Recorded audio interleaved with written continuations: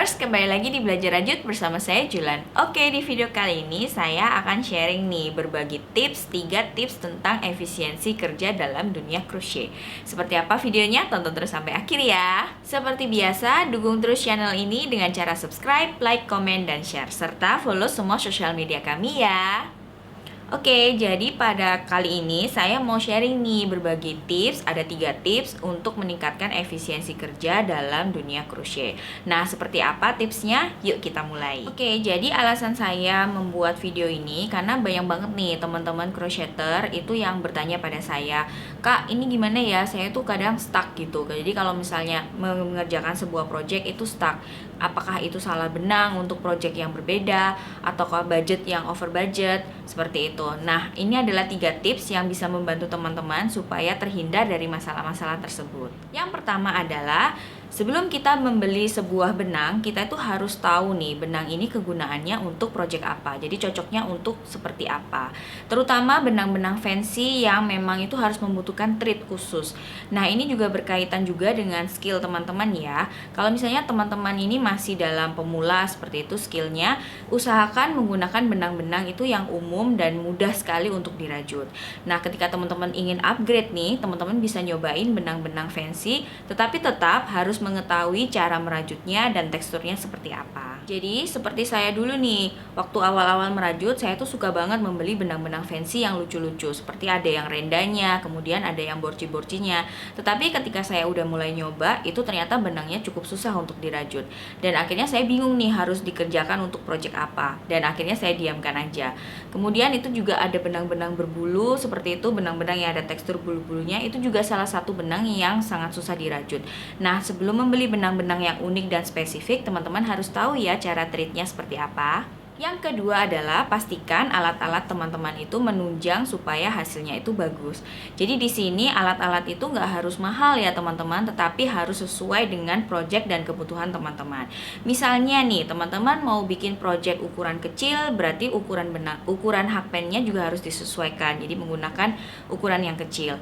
Ketika teman-teman menggunakan ukuran benang yang besar, itu juga pastikan sesuai ya. Jadi nomornya itu juga milimeternya harus besar.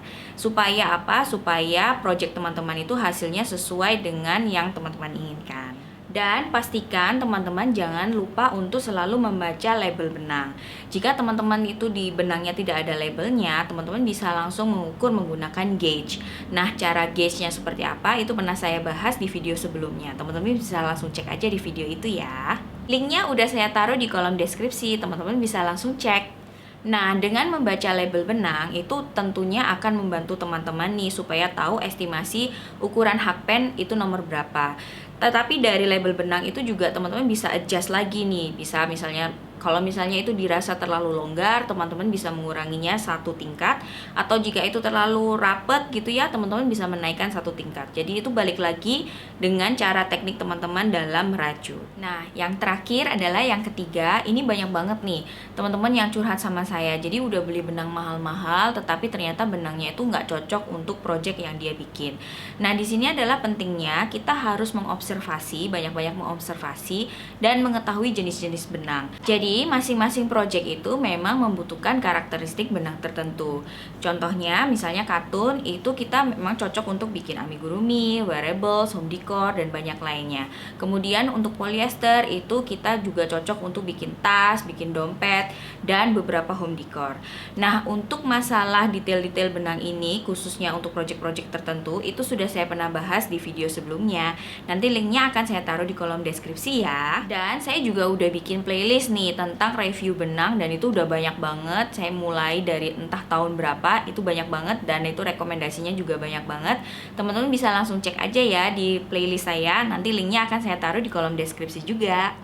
Dan jika kita udah mengobservasi benang yang sesuai dengan project kita, tentu itu akan membuat kita mengurangi kesalahan memilih material. Ujung-ujungnya itu akan berhubungan dengan efisiensi kerja dan budget kita. Setuju nggak teman-teman? Oke, jadi saya ulangi lagi ya. Yang pertama, upgrade skill kita. Kemudian yang kedua adalah penggunaan alat yang tepat. Dan yang ketiga adalah memahami bahan yang akan kita butuhkan. Oke, Oke, itu tadi sharing 3 tips untuk meningkatkan efisiensi dari saya. Semoga ini tuh bisa menjawab curhatan teman-teman semua ya, dan membantu teman-teman semua. Dukung terus channel ini dengan cara subscribe, like, komen, dan share. Kita ketemu di video berikutnya. Sampai jumpa, dadah!